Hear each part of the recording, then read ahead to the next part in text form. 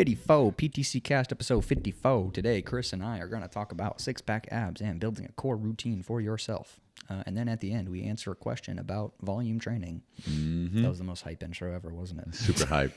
Not monotone at all. Today's episode is brought to you by ProgressThroughChange.com, where you can get your 4 easy habits for fat loss guide. We also have a New Year's deal running that might still be live by the time you hear this podcast. I'm not sure. It depends on how many signups we have. But you might as well go check it out. It'll be the first link in the description below. We hope you enjoy the show, man. Core stability. Yeah, man. So core stability, abs. Man, I got a lot to say about this one, but I would like to start with, when we talk about core, it's hard because there's no real definition as to what a core is, like a true definition. So some people define it as like what stabilizes your spine, your hips, your scapula, even what stabilizes the things that need to be stabilized. Some people consider it like basically just all of your torso musculature and some of your hips. I mean, it's kind of hard to put like a general stance to core. So I would like to say whenever I say core today, I'm mainly referring to what will build you a strong, stable, healthy, we'll call midsection. Okay. So yeah. Core, I'm basically talking like, if we want to get specific on muscles, I'm talking like beneath your pecs, maybe down to your hips. Maybe we'll talk about glutes a little bit. Maybe we'll talk about hip flexors a little bit. But for the most part, we're talking about like abs, obliques, everything around your lower back, all of these things. So core, again, is kind of like a general shotgun shot, but we will talk about like six-pack abs as well. So like what everybody wants in the mirror. Right. Yeah. With the specific thing that everybody wants in the mirror when you lift up your shirt, which is part of it. But truthfully, when we are talking about just the six-pack abs, they're not one of the huge or the biggest key players when it comes to like a strong core. Mm-hmm. So even though you can consider some of the training similar, some of the musculature similar, and I think it's important you train an entire core routine, you would still want to hypertrophy your abs separately, your six-pack abs, if that makes sense. It does. So I guess to oversimplify or to try to explain kind of where I'm coming from, when we're talking about core, it's going to be more in relation to like everyday real life rotational. How do you feel? Can you bend up and down? Can you pick up things in your day-to-day life? Can you lean one way, roll one way without pulling something in your lower back, that kind of thing. But then when we're talking about abs, we're talking about you pick your shirt up, boom, you see your six-pack. We're talking about aesthetics. Right? Okay, yeah. So I would kind of like to start with the preface of that. And so what are some of your favorite core exercises that come to mind? Because I would like to start there, and then maybe we can build upon it. So when it comes to the aesthetics for core, when I could see my abs so let's before talk about my six-pack powerlifting abs, career. then. Yep. Not necessarily Six-pack core, but abs. six-pack abs, if we want to start there. Yeah, my favorite was V-ups.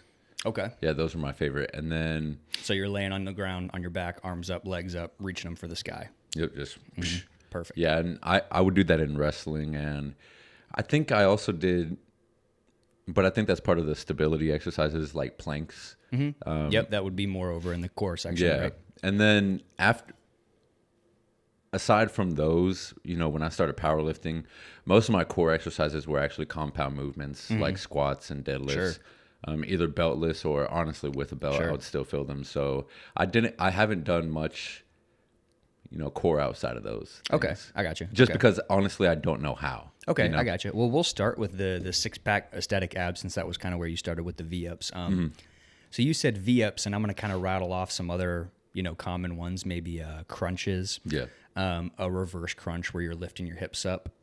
Sometimes you'll have people do like knee raises and leg raises, and although those are going to be a little bit more hip flexor dominant, if you are tucking your hips at the end, you can get a little bit of six-pack abs as well. But point being there, when we're talking about six-pack abs, man, we're talking about one specific anatomical function, which is spinal flexion, or pulling your collarbone closer to your hip bones, taking your spine from straight to rounding it in a little bit. Okay. That can happen from your upper spine towards your lower spine, or from your lower spine towards your upper spine. So, for example, a crunch would be your lower spine stays where it is, your lower back's on the ground, and you're reaching your shoulders up, right? So we're crunching in.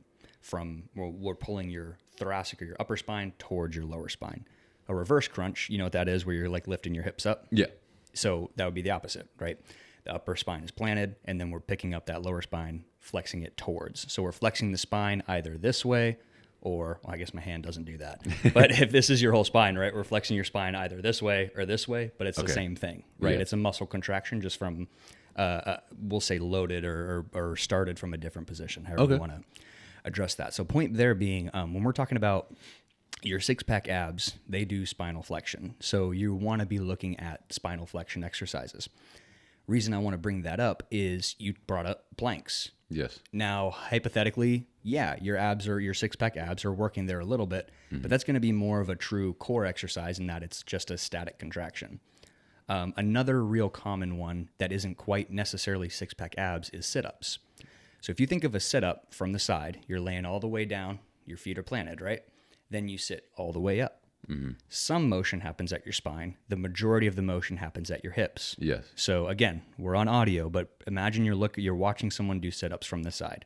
Feet are on the ground, they're laying down on their back. When their feet are on the ground, their hips are, they're roughly like a 90-degree angle, right? Okay. Give or take. Mm-hmm. As they sit up and sit all the way up, and just for conversation's sake, that gap closes, right? Goes from 90 to 0. That's 90 degrees of hip movement. Mm-hmm. That doesn't have anything to do with your six-pack abs. So point there being, sit-ups might not be your best pick. Wow. Mm-hmm. So I think, again, this is where some of this core six-pack gets a little bit misconstrued. And again, it is important that you train your core. We're just addressing the six-pack first. I just feel like that's kind of it's important because sometimes when we look at exercises, we just take this shotgun approach.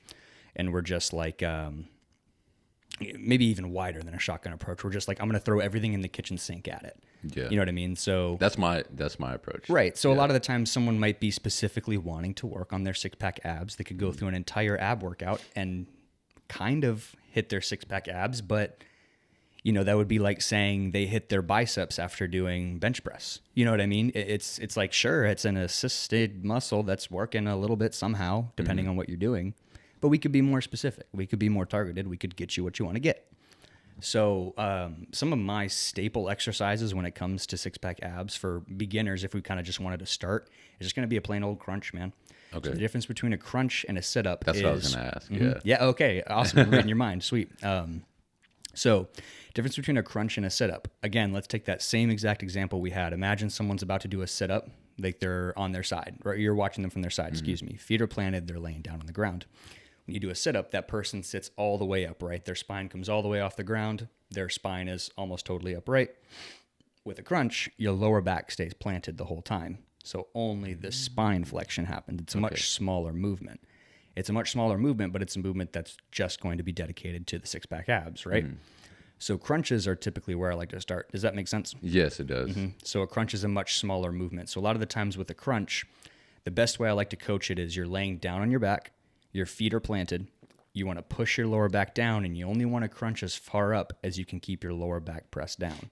So sometimes when we come to crunches, I don't even say up, I think in, right? We want to try to get your collarbone as close to your hip bones as we can. That makes more sense than saying up. Yeah, 100%. And while I'm sitting here talking about cueing too, when it comes to abs or six-pack abs specifically, you always want to be exhaling on the contraction, pushing that air out.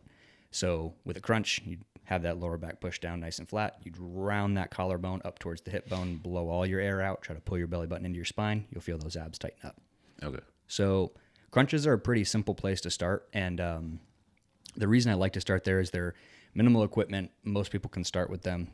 And they're easy to progress, whether you want to add a small weight to your collarbone or you want to put a small weight in your hands and reach to the sky. You could put them on a slight decline to challenge gravity a little bit more. You can pause in the top position and hold.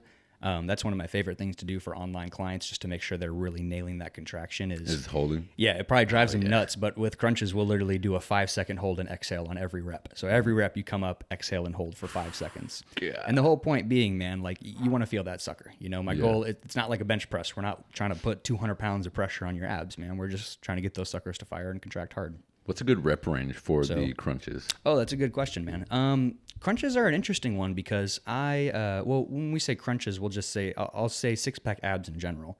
Okay, wait. So whenever you are doing the six-pack abs, do you want to hit the top and the bottom? In my opinion, you want to have an exercise, yes, where you're flexing from the top to the bottom and from the bottom to the top. Okay. Now, technically speaking, both of those exercises are spinal flexion. And maybe if you had someone who just wanted to do one exercise for their core or for their six-pack abs, you could pick one or the other. But yeah, for sake of conversation, I would like to have someone do both. So usually that's going to be some kind of crunch and some kind of reverse crunch or leg raise or something of the sort. Okay. But okay, so as to run it back and go rep ranges, usually with crunches, I like to start with 5, 10, or 15 reps and really just focus on quality over everything. The silliest thing, well, I shouldn't say the silliest thing because you see it with most muscles and most exercises and most people just training is trying to just pound out reps just for the sake of reps. So, people be like, I'm going to do 500 crunches every day, and then they're just like this back and forth, fucking bouncing all over the place. Not really even feeling anything. Yeah, and it's like, look, man, maybe you did one real crunch, But anyways, point there being like, as always, it's going to be a quality over a quantity thing, and I would encourage you to use the least amount of reps you need. Okay. So if you can go 5 reps with a 3 or 5 second exhale and hold at the top, and you can light those abs up, let's start there and then maybe build on it later. And that's for the sake of progression, right? Well, that's for the sake of being sure you're doing them right. Oh, okay. And then progressing them later. Okay. You know what I mean? So usually with most people, we'll start like 10 to 15 reps, and then maybe we'll work up to 20 or 25. And then at that point, I might go into a harder variation. Maybe we'll go into a decline. Maybe we'll add a little bit of weight. Maybe we'll increase that hold at the top. Does that make sense? Cool. So that would be kind of the rep ranges there for crunches. And again, it's kind of one of those things where, you would like to be progressing them in that you're adding reps, you're making it more challenging, you're pausing in the top position, you're doing more sets, things like that. But it's not necessarily going to be as linear as something like your deadlift or your squat where you can just slap on 5 pounds every time, right? That's what I was about to ask. So whenever you're choosing or deciding how you want to, progress with the aesthetics for abs, would you go for more reps, or would you go for more weight, or would you go for the things like the static holds? Well, like, how do you progress those? I'm going to be a picky asshole here. When you said aesthetics of your abs, now we have to talk about nutrition. And that's going to be a whole other topic. 100%. But if we're going to sit here and talk about training your abs, that'll be different. Yeah, training. Okay. Repeat the question, sorry. So whenever you're trying to progress with the training of your abs, what's the best modality? Exactly. Should it be rep range? Should it be weight? Should it be, the static holds? Again, so assuming quality is standard, I usually go reps up until a point of maybe 20, 25. Okay. Some of my online clients will be up in the comments like, this fucker has me do 50 all the time. But usually, usually we'll stick around 25, and then I'll try to go into a harder variation and work those reps back. Okay. So if we wanted to be really simple here, I'll give you an example. If we want to be real simple here, let's say you come to me, brand new beginner. Okay. We're going to do 2 sets of 15 on crunches. We're going to nail those contractions. Next week, we're going to do 2 sets of 15 with a 2-second hold at the top. Okay. Next week, we'll do 2 sets of 20. Next week, we'll do 2 sets of 20 with a 2-second hold at the top. Next week, we'll do 2 sets of 10 on a decline. So you see what I'm saying? You can manipulate these different variables if you're willing to pull back somewhere else. Okay. But as long as the general progression is upward. Okay, gotcha. So as far as what's best, I'm really going to go with whatever you prefer. For most people, that's going to be reps, because I found with weight on ab exercises, first of all, we're sitting here messing with spine flexion and extension, which I don't want to sit here and create unnecessary fear around any exercises, but out of anything, it probably wouldn't be the smartest thing to be loading, right? Or to be loading significantly, I should say. I will never put like a 45-pound plate in someone's hand and have them do sit-ups or crunches. That'd be silly. If your trainer has you do that, you should probably fire them. Yeah. Sorry, that was rude. But there's somebody out there doing that. I'm like, whoops, sorry, man. I didn't mean to make that personal. It's not personal. But so anyways, point being there, usually weight is not my first pick. It's going to be either a harder exercise variation that is still body weight.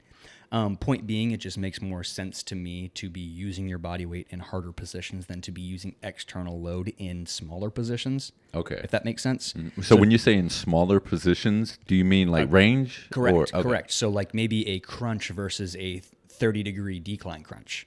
Okay. Right. So in that 30-degree decline crunch, I have 30 more degrees of range to challenge my abs. Does that make sense? Whereas if I just do a flat crunch and I add 20 pounds to it, I'm still doing the same range. I just added 20 pounds.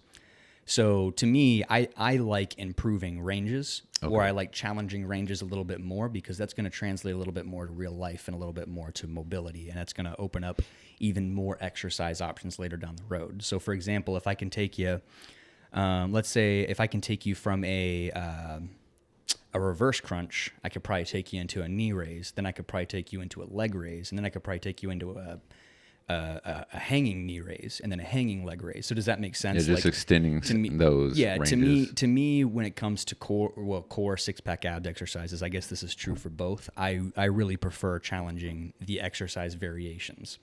And when you think of the other, like your other muscles too, biceps, pecs, all of that, increasing those range of motions, increasing the range of motion does get you more results too, right? Yeah, no, 100%. Like if you teach someone how to train their pec through a full range of motion compared to like their usual short range of motion, it's going to change. Yeah, if you teach someone how to, take their bicep curl from stopping halfway down to all the way down and all the way up, their biceps are going to blow up.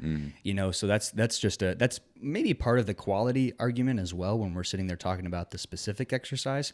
But I truthfully mean like we're progressing the exercises because there's bigger ranges and the exercise themselves are harder. Yeah. Does that make sense? Yeah, it does. Yeah. Yeah. So, okay.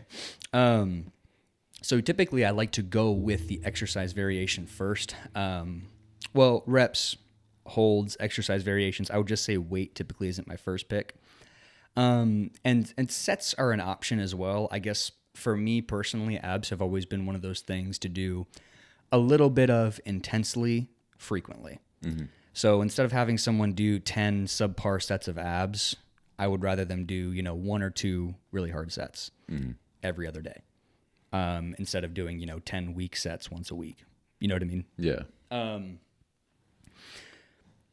think that's most of what I have to say there as far as like the six-pack abs goes. So if I were to just kind of sit here and rattle off some exercises, one that you had said was V-ups. So that's basically a crunch with your arms and your legs in the air. And that one's kind of cool because if you get really good at them, you can actually lift from the upper spine and the lower spine at the same time, right? If you can reach your hips and your collarbone to the sky together. So that's kind of a cool one. If we were to start from upper spine to lower spine, really, man, I prefer crunches for most people. And you could do variations of that, right? You could do like a stability ball crunch. You could do the decline crunch. Yeah, you could do a decline crunch. Yeah, you can do a weighted decline crunch. You can really challenge that decline a lot more than people think. I mean, there's decline benches out there that literally will give you like a solid 60, 70 degree decline. I mean, if you can do a full crunch on that, keeping your lower back planted and just tucking just tucking your upper spine up, nothing but six-pack abs, I mean, you'll kill them, man. Oh yeah. So I hate to sit here and be a simplest, man, but to be honest, I don't really stray far from crunches as far as top to bottom goes. Bottom to top, we're usually going to go with a reverse crunch. Before I go there, one exercise that I'm really not a huge fan of, just while we're here and sitting on it, and there's not necessarily anything wrong with them, I would just maybe say the way most people do them, is cable crunches. Most, like a rope cable crunch, people put the rope, put the rope behind their neck. The problem with that sucker is usually people are going to be moving at the hips. Usually people are going to be straining their neck. Usually people are going to be using like 200 pounds for zero reason. Pulling with everything else. Yeah. So I just felt like while we're here and we're talking on it, I need to say like cable crunches, man, maybe try something different. Maybe try something different. There's honestly some really good crunch machines out there though. Like the Pack had one. There's some good different crunch machines out there, that can just make it easy to keep that lower back planted. But again, you got to be sure that movement's happening from the spine, not the hips. But going from bottom to top, I would say some sort of reverse crunch. Now that might be something hard for a beginner to start with because lifting your hips and legs is a lot harder than just lifting, essentially your head and your neck and your shoulders. Yeah. So there's some variations and ways you can start. you can try hollow holds. Are you familiar with that? So hollow hold, you're laying down on your back. You've got your legs out nice and straight. You want to push your lower back down hard into the ground. You straighten your legs out and see if you can just float your legs off the ground. Oh, so okay. lower back is planted, but legs are floating. You're going to get some hip flexors as well, but this is basically like a small progression into actually lifting those hips up, right? And I know we're sitting here rattling off exercises. YouTube's going to be your best friend. We have a whole exercise library on progressthroughchange.com as well that you can check out. But moving on from there. Quick question, actually. Yeah, shoot. So when it comes to training the lower abs, I've always had the problem of my adductors taking over. Really? Is that because I'm not pushing my lower back into the ground? Yeah, it's probably because you're moving from the hip somehow. Okay. Yeah, you're probably moving from the hip somehow. So what exercise specifically comes to mind when you say that? Like leg raises off of the ground, like the 6-inch leg raises. Okay, so so honestly, at that point, like because you're someone who has squatted, deadlifted, lunged so much, I mean, yeah. So to me, that it might just not be the right exercise for you. Now, to be honest with you, I just think there's not really going to be a way you're going to get your hip flexors or your adductors out of something like that. Yeah. So to me, you should be just doing a reverse crunch or something where we're not even talking about that. So you might be a different example than the beginner earlier, you know? So we've got the reverse crunch. I will say that's definitely a little bit more advanced and a one that's harder to start with. So to me, there's nothing wrong with getting really good at all the crunch variations first and then introducing some of this later. Okay. One thing I do want to clarify as well. Sorry, I'm kind of bouncing all over the place here. To me, there is no isolating your upper or your lower abs. The reason we want to be training from each position is just to have healthy joints and healthy tendons and healthy ligaments. So I don't want to sit here and have people think that if they're doing reverse crunches, they're isolating their lower abs. Maybe you could make an argument that they're being biased, but I can't sit here and tell you train your lower abs with this exercise. You know what I mean? We've got the reverse crunches. Another good option can be knee raises or leg raises on like a captain's chair. You familiar with that? So captain's chair, you've probably seen it in most gyms. It's the thing where you can sit up on it, drive your elbows down, puff your chest up, and then you can swing your legs. Yeah. Yep, exactly. So you can dip. Yeah, there's the dip bar on it a lot. Yep. But so you can do some knee raises on there. The biggest thing with that, though, is to your point, you're going to get a lot of hip flexor and adductor helping you out and playing a part, but you got to be sure that you're tucking those hips at the end, so flexing that spine at the end, right? You're trying to pick up those hip bones, get them closer to your collarbone, keeping your upper spine flat on that bench back pad. And then you can straighten out the legs, make it a little bit harder. Again, you can pause in the top position. You can hang from a bar to force your spine to have to stabilize a little bit harder. So there's some choices there. But as far as six-pack abs go, I tend to stay in a pretty small exercise pool. And the reason being is spinal flexion is just a pretty simple movement that I don't believe you need to get super fancy with loading, if that makes sense. Yeah, it does. So to me, a lot of more of the fancy stuff comes around with true core training, which I guess we'll go into next, unless you have any questions around the six-pack abs or anything. We're golden for that, man. Okay. Where should we start with core stability? What do you think? I guess we can start with, my experience with core stability. Yeah. So as a power lifter, first of all, I never really prioritized training, core stability and abs necessarily directly. Right. But so what I did was just use compound movements like squats or deadlifts or variations of those, either with a belt or belt off. And I just focused on the last episode, we talked about bracing. Yeah. And I just focused on bracing hard. And what I realized, or what happened, was my core stability, just skyrocketed from that. And then once I started training core stability for powerlifting, I would do things like the dumbbell side bends or Russian twists while keeping my body stable. So I would just be moving my arms, your spine. Yep. Yeah, exactly. And I would do variations of that, like on a decline, and then just weighted planks. So that's pretty much it. Okay, for my experience when it comes to core stability. And I would consider that like a relatively not standard, but something you would see a lot of people in the gym, going about and doing. Yes.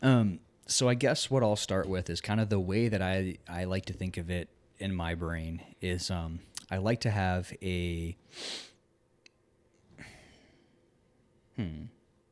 like to base it around anti-rotation. Yes. So, for example, what is a standard exercise most people would know? So let's say a plank.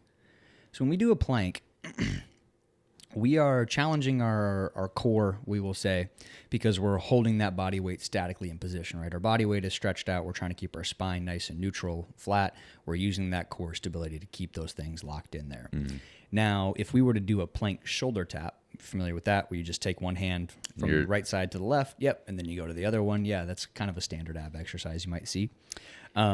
We have basically taken you from being in a 4-point stance where we're just being challenged up and down by gravity, right? As soon as we take one hand off, now we have been challenged rotationally. So if you'll bear with me, pretend we're in a plank position. So I have my hands and my feet on the ground. I take my right hand up and I tap it to my left shoulder. So now only my left hand and both of my feet are on the ground. My right shoulder wants to dip down.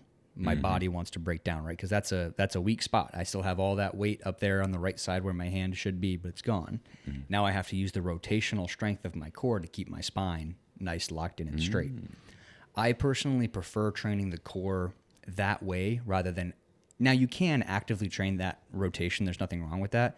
But I have always found that it helps to teach people how to keep their spine and core in the same position instead of moving the position. It's a skill. If that makes sense. Yeah. It can help you connect to the contraction. And I have personally just found that it's better for day-to-day life stuff. Physical therapist I had worked for a while strictly worked with static holds and core. So nothing was like movement oriented. And I'm not sure I totally agree with that, but I do think there is a ton of utility in static contractions and holds, right? So with a plank shoulder tap, maybe you tap that right to the left, you hold for 2 seconds, right's down, left up to the right, 2 seconds, left's down, right up to the left, 2 seconds. I've never done those. Yeah, so you could give something like that. That sounds like a really good idea. Yeah, they're a good one, man. Are you familiar with dead bugs? Yes. Okay. I did them when you were training me for that bit. Okay, perfect. That's right. So dead bugs, just to explain, you're laying down on your back, got your arms and legs up in the air, and you reach your opposite arm and opposite leg up and out and reach them as far away from each other as you can. So we have both of our arms in the air, both of our legs in the air. I'm going to reach my right arm out and my left leg down and try to create as much length as I can. What happens is gravity wants to pull that right arm down and my left leg down, but I'm using core strength to rotate them up and keep my spine straight. So when I say anti-rotation, we're fighting a force statically. We are fighting rotation statically. So we're teaching your spine how to stay boom in one spot away from forces. Does that all kind of make sense, or hopefully at least? Yeah, that's my idea. Yeah, when it comes to core stability, I just haven't done these exercises. I guess. Yeah, so plank shoulder taps, dead bugs. Another important one as well. You had mentioned side bends in there. I'm not a huge fan of the side bends, just because most people will move at the hips and other joints. Yeah, you don't do that. Yeah, but so one thing I do like to do as well is a static hold of spinal lateral flexion. So instead of having that spine bend to the side, we could just hold that dumbbell on one side, right? And just stand tall, because that oblique is already, boom, working, just holding you there. Something similar that I actually prefer by a long shot is going to be side planks.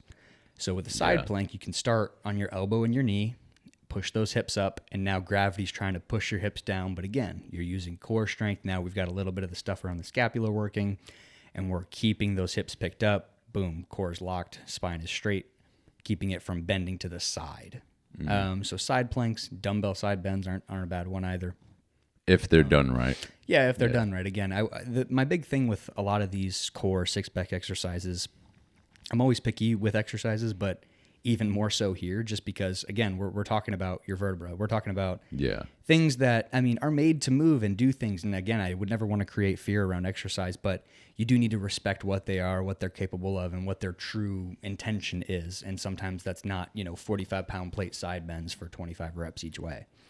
I used to do which we've all, 150 pounds. Yeah, we've literally all done. Oh, jeez. Yeah. which we've literally all done, man. So we've all done stuff like that. We could also talk about, your standard plank positions. But to be honest, if you are someone who's squatting or deadlifting, most of that base is going to be covered. So although I do have a lot of, again, anti-rotation and spinal lateral flexion or anti-spinal lateral flexion exercises in most of my clients' core routines, I don't have a ton of like standard planks or holds like that. Just because it's already taken care of. Yeah, if you're doing squats or deadlifts the proper way, you're already bracing that contraction and you're basically already challenging that movement pattern, I guess we'll call. So that's just not something I typically program as well. So usually, if I were to kind of wrap this all up and put a bow on it, most of my clients are going to be doing some sort of spinal flexion exercise for that 6-pack abs. So that could be, again, the crunch, the reverse trunk, the hanging leg raise. Some sort of anti-rotation. So that could be our plank shoulder taps, our dead bugs. You could look up Palloff press. There's a couple others out there that would work as well. We have some sort of side plank variation. So on the elbows and the knees, on the elbows and the feet, or on the palm and the feet. A dumbbell side plank, a dumbbell side bend, like you had mentioned, or just even a static hold, right? Yeah. Can you stand in a perfect posture and hold a 50-pound dumbbell at your side and keep that spine straight? Again, just standing, not bending. Yeah. Just standing. If you want to bend, maybe like a 10-pound dumbbell, 5-pound dumbbell. Yes, something 100%. lighter. Or you could even start with body weight, So we've got those. While we're here, we could also talk about just some extra spine extension stuff, right? Are you familiar with Supermans? Oh yeah. So Supermans are you're laying down on your stomach, arms out, legs out. Arms out. Excuse you. Bless you. Sorry. Excuse you, bro. Excuse you, bro. Get out of the house. No, coughing while I'm podcasting here. Bless you. Coffee. Whatever. I'm acknowledging. But so Superman's arms out, legs out, you're laying down flat, and then that's actually technically a hyperextension of the spine. To be honest, I believe it is important to mention just because you do want to be training that musculature of your lower back. But again, if you are squatting and deadlifting properly, you're probably already training a lot of that musculature, and it might not need any direct emphasis or load. Can you go? So I know that we talked about it a little bit in the last episode, but can you go into why training something like squats or deadlifts is actually going to help you with your stability? Yeah, absolutely. So it's kind of hard to say over audio, but for example, let's take that that side view that we were kind of talking about earlier with crunches, and let's apply it to like a barbell squat. So we look at that person from the side, and that barbell is on their back. They're standing up nice and tall. For sake of the conversation, the barbell always needs to be above their center of mass or their midfoot. So they move gradually at the hip and the knee to make that happen some way, shape, or form, right? Some people, fold all the way into the squat. Some people stay standing nice and upright. The farther that their hips and spine, the farther that their hips move away from that center of mass or their midfoot, or the more they bend into that squat, the harder the lower back has to also work to keep that spine straight. So again, this is kind of a tough thing to grasp on audio only, but if we're looking at someone directly from the side, as they squat down, that barbell stays above their center of mass. So the barbell moves vertically down, but their knees move forward and their hips move back. If you have someone who's traditionally a low bar squatter, their knees won't move too far forward, but their hips will move way far back because they fold into it, right? Yeah. Well, even though the hips are moving so far back and we're using a lot of the glutes and hamstrings to move that load, we are using your lower back and core musculature to keep your spine straight underneath that load. Does that make sense? Because your spine, some people's spine is almost horizontal to the ground when they're low bar squatting.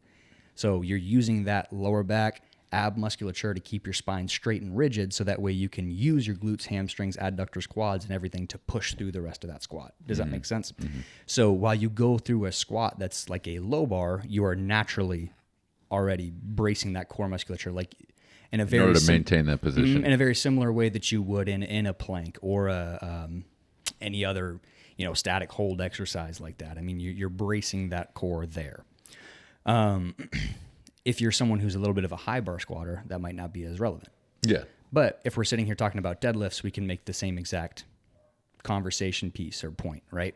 You take that side view, The barbell is the center of mass, and ideally we are right above the center of mass. If you have someone who is a pretty stiff leg deadlifter, meaning their knee is nice and straight, their hips are up high, and they have to pull the majority of that bar with their glutes and hamstrings, something has to be working to keep their spine straight, right? The glutes and hams aren't keeping your spine straight. They're moving the bar. Yeah. It's the stuff in your lower back and your abs that are keeping that spine straight. Does that make sense? So while you go through these movements, those things are already statically contracting. So that's just why I don't typically provide, or I don't typically program anything extra around them, because why would I have you do planks if you're already doing, low bar squats? So that's kind of my 2 cents there. I'm sure you could make an argument that there's still utility in doing those things. I just feel like we might be better off building your core strength and making it well-rounded, focusing on our anti-rotation or anti-spinal lateral flexion or other things that aren't already being directly trained.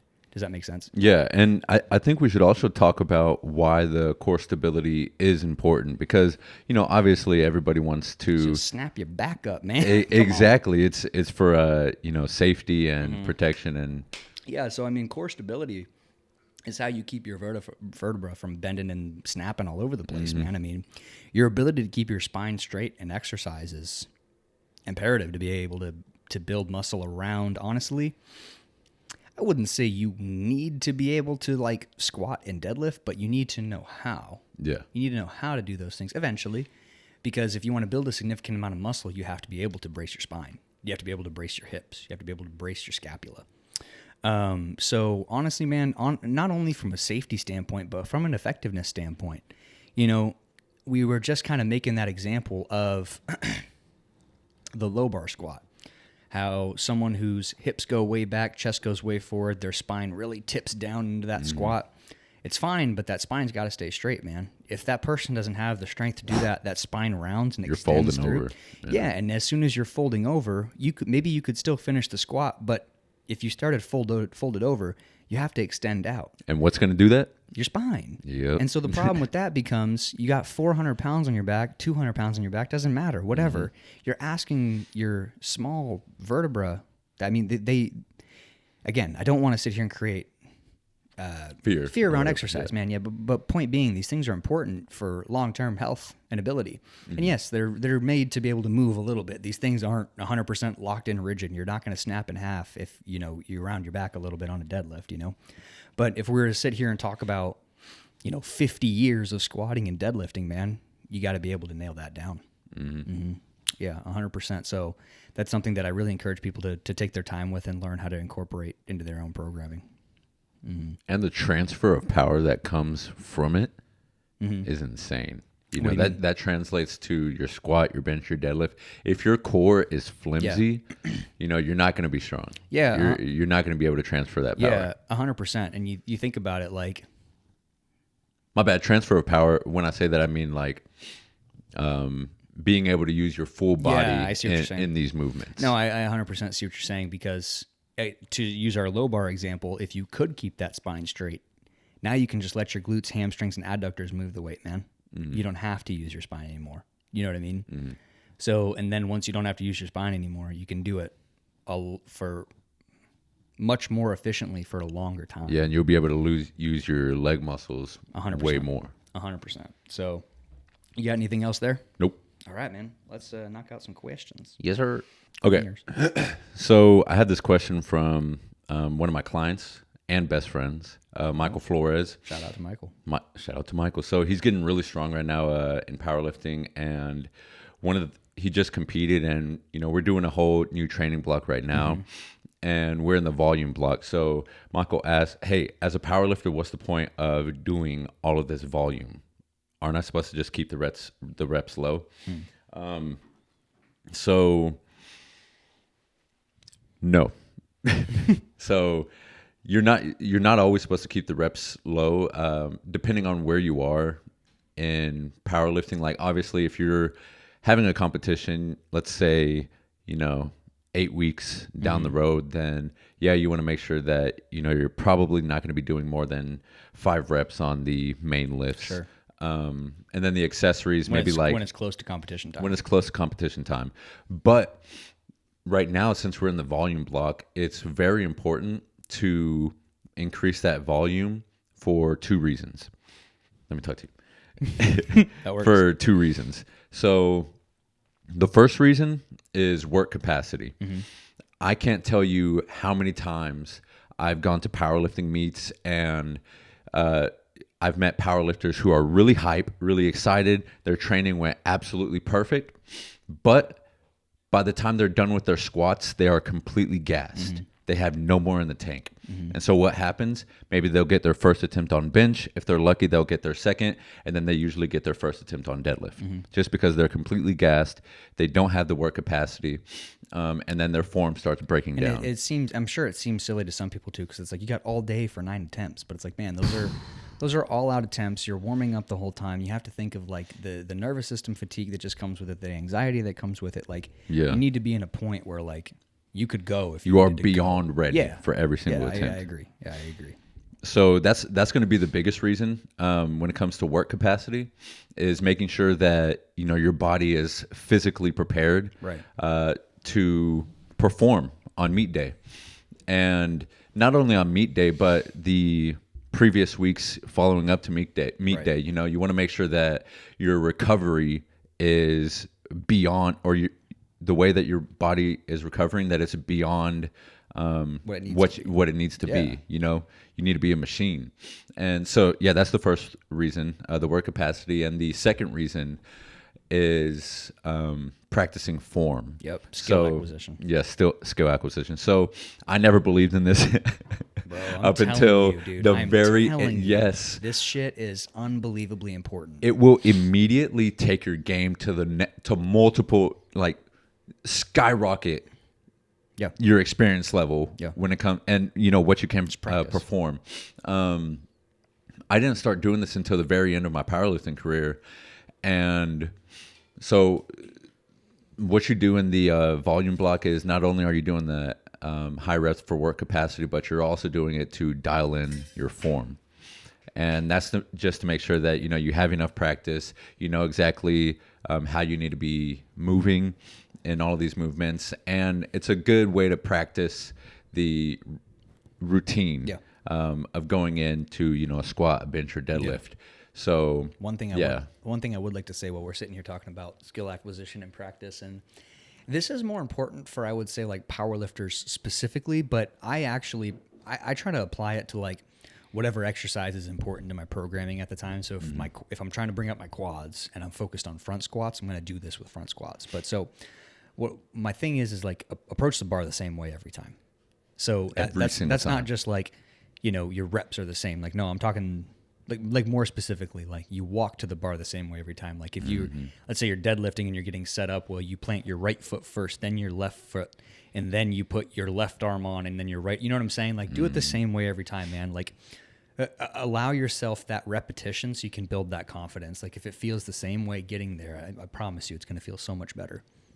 Yeah. One of the things that took my powerlifting game to the next level was actually writing down that specific routine. You did that, Yep. Because what would happen before then is, I would get really hype. Mm-hmm. And even though I was strong enough for the weight, I'd do my routine completely different every single time. You're just not as mentally prepared as you could be. Exactly. Mm-hmm. And then after you dial that in and you have an exact routine, then there's no question whether you're going to get it or not. Yeah, I'm gonna out Janet a little bit here. So Janet, one of my powerlifting clients, who she went and pulled 313 at her first powerlifting meet. Yeah, 62 years old, absolute animal. But, we had one day when we were prepping, and I believe it was like 225, and she was supposed to do 5.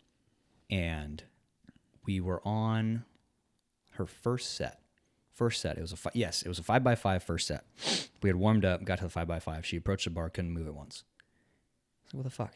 And so I think I remember this. Yeah. She came off, and I was like, we talked for a second, and she's kind of been in her head a little bit that day, and that's okay. Most people are to some way, shape, or form or extent, but I was like, no, just want you to approach it the same way you usually would, same exact way. So that's what's in your head, mind stance. And I mean, I will literally have people come off the platform and go back on. Yeah. So it's like, look, if I fuck up and get excited and tell you something and break your focus, or if somebody does something in the gym, or if something, just step off come off, go back. Mm-hmm. She went back and did all 5 sets of 5 perfectly. Couldn't do the first one once. because it's just I'm telling you, man, there's a mental game, especially when there's a component of, I mean, seriousness around the exercise, right? Yeah. Like if it's like a significant enough load to make you uncomfortable or catch your attention, you got to be sure you're set up in a position where you're going to be as comfortable and confident as you can be. Mm-hmm. You know what I mean? I remember the first time that I hit 805, that as I was warming up, it was probably one of the worst warm-ups that I ever had. And I was considering just, completely stopping. And, well, I was like, okay, what's happening? Why? Because like 405 was feeling really heavy. I was like, what's happening? And I realized I wasn't doing my routine. Yep. And so I dropped it back down to 315. And so you warmed up to 405, went back to 315. Yeah, I just went back to 315 and I did my routine exactly how I needed it to be. It felt really freaking heavy, but I was like, let me just trust myself. Kept on going. By the time I hit 585, everything started feeling light. Boom. And next thing you know, I hit a PR. Boom. So that's that volume, man. The mental game, man. That's awesome. Yeah. Cool. All right. Well, we can wrap this one up there. Thank y'all for listening about the ab core routine and about volume. Practicing your reps. Yeah. We'll see y'all in the next one. Thank you for listening.